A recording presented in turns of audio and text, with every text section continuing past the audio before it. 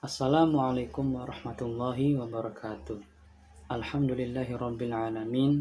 Bersyukur kepada Allah subhanahu wa ta'ala karena kita masih diberikan nikmat dan sehat, sehingga pada kesempatan kali ini kita masih bisa menyampaikan materi presentasi mata kuliah hadis tarbawi. Allahumma sholli ala sayyidina Muhammad. Bersolawat senantiasa kepada Nabi Muhammad SAW sebagai junjungan kita, dan semoga kita semua kelak nanti mendapatkan syafaatnya di yaumul qiyamah. Amin ya rabbal alamin. Perkenalkan, nama saya Rifki Hamdani dari kelompok 11 sebagai pemateri pertama yang akan menjelaskan sedikit tentang lingkungan pendidikan Islam, lingkungan pendidikan dalam perspektif hadis. Nah, lingkungan dalam pengertian secara umum berarti situasi di sekitar kita. Dalam kalangan pendidikan, arti lingkungan adalah sesuatu yang berada di luar diri anak dalam alam semesta ini. Menurut Kamus Besar Bahasa Indonesia, yang dimaksud dengan lingkungan adalah daerah atau kawasan dan sebagainya yang termasuk di dalamnya. Sedangkan lingkungan secara umum diartikan sebagai kesatuan ruang dengan segala benda, daya, keadaan, dan makhluk hidup, termasuk manusia dan perilakunya juga, yang mempengaruhi kelangsungan kehidupan dan kesejahteraan manusia serta makhluk hidup lainnya. Salah satu sistem yang memungkinkan proses kependidikan Islam secara langsung, secara konsisten dan berkesinambungan dalam rangka mencapai tujuannya adalah institusi atau kelembagaan pendidikan. Nah, dari pernyataan ini dapat dipahami bahwa lingkungan pendidikan Islam adalah suatu institusi atau lembaga yang dimana pendidikan itu berlangsung, ya seperti sekolah ya misalnya tuh.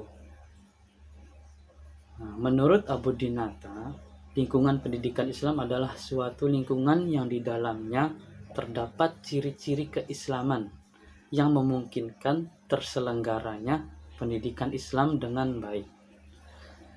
Demikian pula dengan dalam sistem pendidikan, lingkungan harus diciptakan sedemikian rupa sesuai dengan karakteristik pendidikan Islam itu sendiri. Kegiatan tersebut terdapat dalam kegiatan mengajar yang dilakukan antara guru dan peserta didiknya. Sebagaimana bahwa mengajar adalah mengatur lingkungan agar dapat membantu proses belajar mengajar.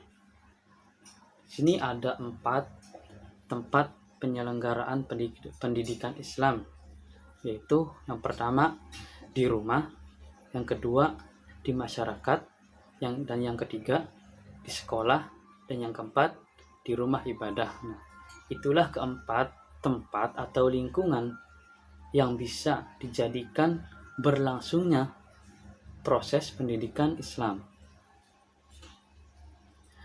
Dari 4 tempat tersebut, yang paling banyak pengaruhnya adalah pendidikan keluarga, terutama dalam penanaman iman.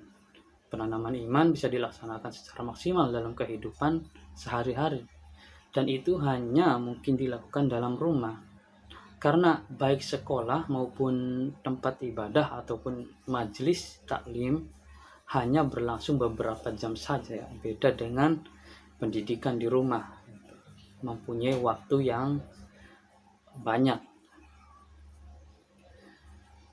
Dalam praktiknya, lingkungan pendidikan Islam adalah rumah, masjid, Nah, ini tempat-tempatnya perpustakaan, madrasah, ya, dan sampai dengan universitas atau perguruan tinggi.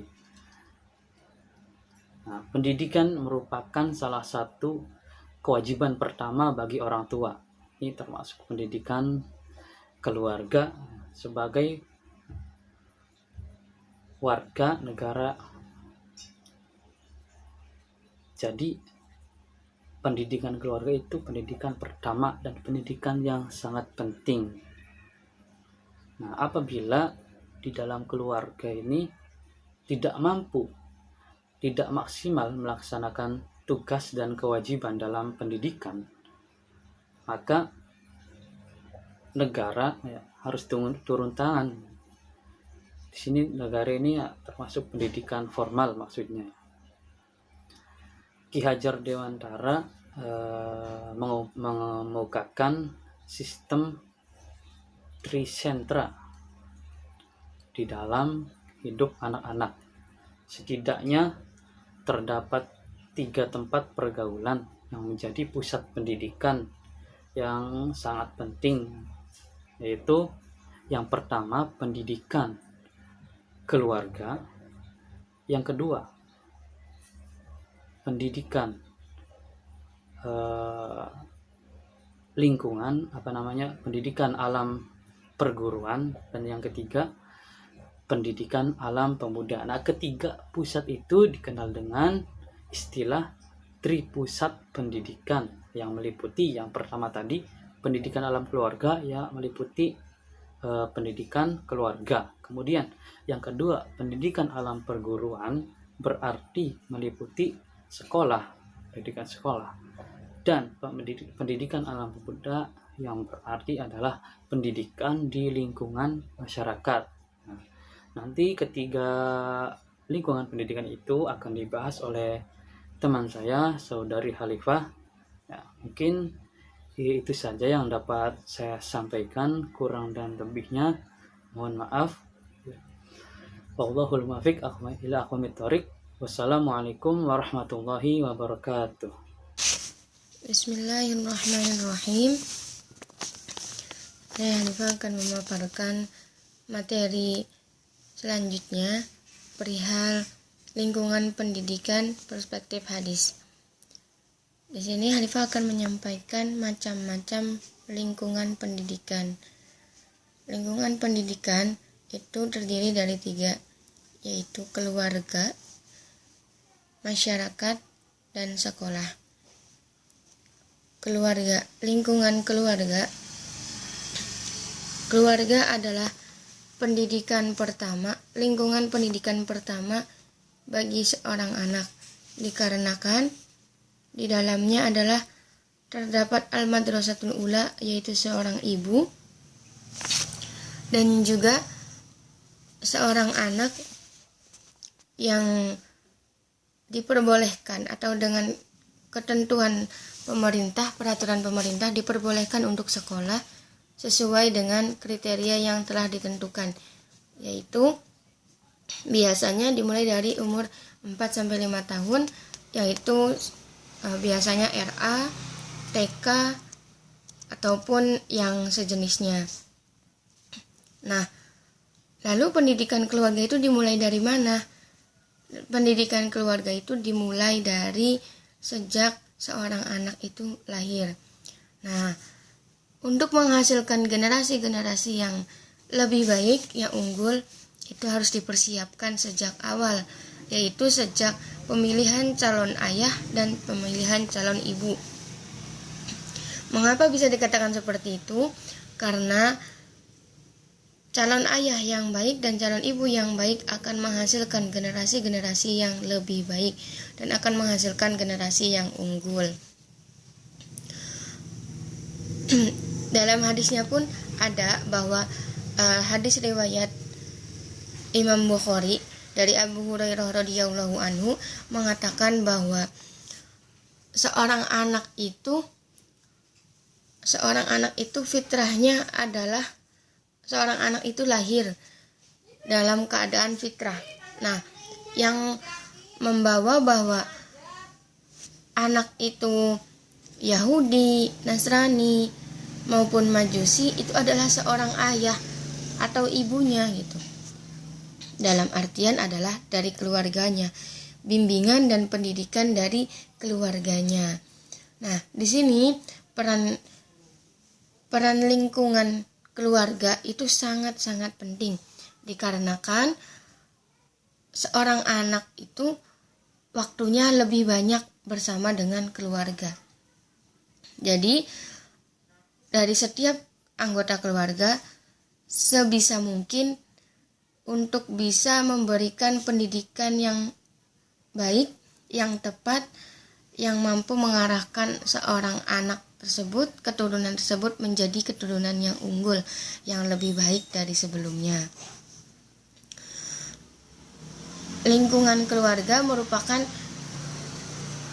pendidikan informal. Kenapa dikatakan informal? Karena di sini adalah pendidikan yang di dalamnya itu memiliki aturan, akan tetapi tidak sesuai aturan yang diberikan oleh pemerintah gitu. Di dalamnya berisi aturan-aturan, kesepakatan, seperti halnya setiap orang tua pasti memiliki atau memberikan aturan-aturan kepada anaknya untuk ditaati. Untuk agar apa gitu? Agar anaknya itu menjadi orang yang disiplin, orang yang berkarakter juga gitu.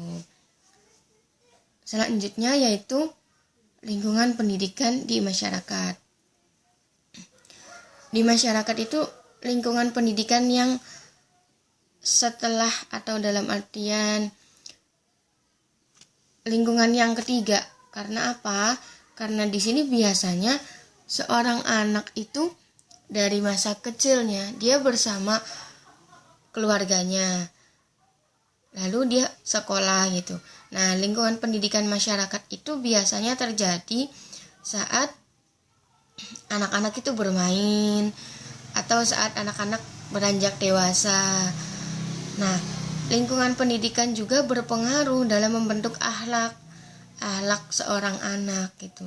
Jadi dari keluarga juga harus bisa mengarahkan anak tersebut baiknya bermain dengan siapa gitu, bersama siapa.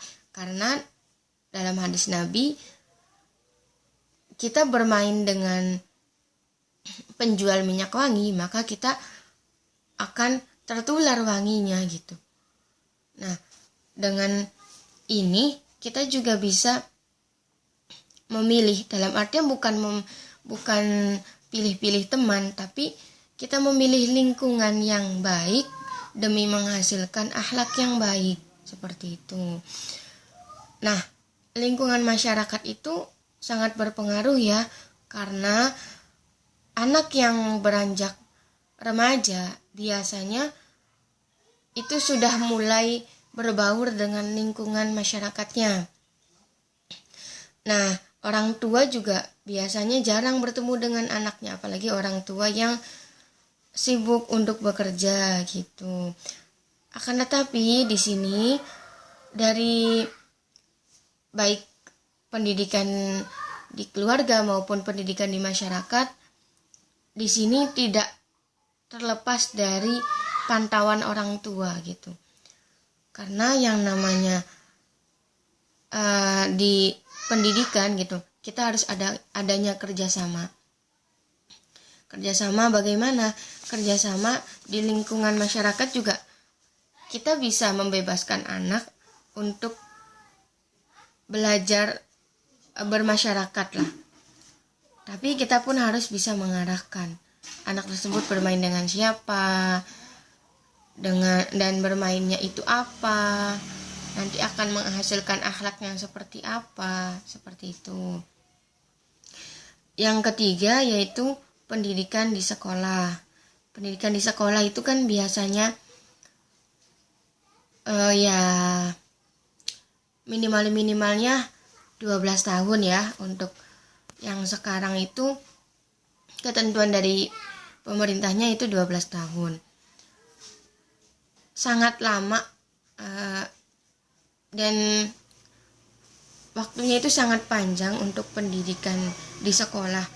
Maka dari itu diperlukan seorang guru yang tepat, yang profesional, yang mampu membimbing, bukan hanya memberikan pembelajaran, akan tetapi mampu membimbing, memberikan motivasi, mengarahkan ke yang lebih baik, baik akhlaknya maupun pengalaman-pengalaman seorang anaknya, bermain dengan siapa, berdiskusi dengan siapa, seperti itu.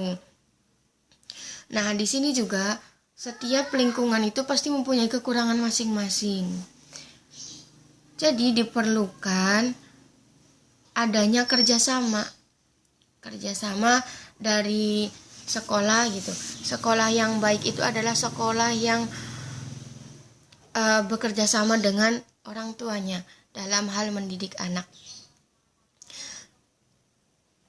Guru gitu mampu mendidik anak, akan tetapi jika orang tuanya hanya memasrahkan kepada gurunya gitu, sudah terserah di sekolah gitu. Saya sudah menyerahkan selaku orang tua, sudah menyerahkan anaknya untuk dididik di sekolah gitu. Tidak ada didikan lain, tidak ada motivasi lain dari orang tuanya. Itu kurang tepat gitu, dalam artian kurang tepat. Kenapa? Karena yang namanya anak gitu ya, guru itu memegang beberapa anak, banyak bahkan ribuan anak. Bisakah gitu, mampukah gitu? Pastinya mempunyai kekurangan. Nah, maka dari itu, guru itu hanya membimbing di sekolah, mengarahkan. Lalu guru juga bekerja sama. Oh, di sini kesalahan atau bukan kesalahan, dalam artian kekurangan anak di sini gitu. Anak kurang motivasi, nanti diarahkan kepada orang tua. Oh, ini anaknya itu tolong ya Bu, anaknya diarahkan seperti ini gitu. Harus ada bimbingan lagi. Seperti halnya guru mengajarkan anak untuk berpuasa. Ya, anak mengerti teorinya gitu. Guru juga sudah mengarahkan, prakteknya juga sudah. Tetapi orang tua tidak mengajarkan gitu. Nah, itu tidak mendukung juga gitu orang tuanya. Pasti tidak akan adanya kesinkronan gitu. Tidak ada hasil yang tepat nantinya untuk materi tersebut. Dan contoh kesehariannya yaitu sholat. Guru mengajarkan sholat. Nak, sholat itu seperti ini. Nanti tata caranya seperti ini. Nanti ada takbiratul ihram ya, nanti ada sujud ya gitu. Sholat itu 5 waktu ya gitu. Nah, akan tetapi itu bisa dilakukan dengan bimbingan guru saat di sekolah. Bagaimana dengan di rumah? Nah, di rumah itu butuh bimbingan dari orang tua gitu. Ayo nak, sholat berjamaah gitu dari orang tua, bimbingan orang tua. Maka dari itu, untuk sudah disinggung dari awal bahwa untuk menghasilkan generasi yang unggul itu dimulai dari orang tuanya. Jadi jadilah teladan untuk anak-anaknya, karena seorang anak biasanya mengidolakan orang tuanya gitu. Lalu jika orang tuanya itu kurang mampu membimbingnya, pantaskah untuk menjadi idola bagi seorang anak? Seperti itu. Nah, di sini juga kita tuh bagaimana sih setiap macam-macam lingkungan itu kan pasti punya kekurangan. Dan bagaimana sih caranya kita mengupayakan bahwa anak itu mampu memiliki lingkungan yang baik gitu. Nah, lingkungan yang baik itu bisa dengan diarahkan gitu, dimotivasi anaknya, dibimbing, bukan berarti dicegah. Karena seorang anak biasanya jika dicegah itu akan melanggar. Tapi arahkan, berikan keteladanan yang tepat, ajak dengan mengarahkan dengan ajakan gitu. Dengan sholat, nak sana sholat gitu, enggak bisa. Tapi nak hayo sholat. Nah, itu dengan ajak nak hayo berjamaah sholat, nak hayo berpuasa. Itu bisa dengan cara seperti itu. Ya, sekian yang dapat saya sampaikan. Kurang lebihnya mohon maaf. Wassalamualaikum warahmatullahi wabarakatuh.